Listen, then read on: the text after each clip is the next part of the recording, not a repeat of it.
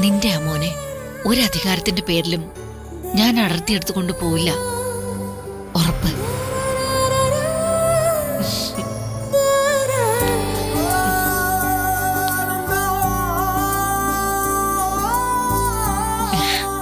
അതെ, എനിക്ക് ഒരുപാട് ജോലി ബാക്കിയുണ്ട്. ഈ രണ്ടമ്മമാരും എനിക്കൊപ്പം നിന്നാൽ ഗൗതമിന് വേണ്ടിയുള്ള പോരാട്ടം നമുക്ക് ജയിക്കാം. കൂടെ ഉണ്ടാവോ രണ്ടാളും? ഉറപ്പ്.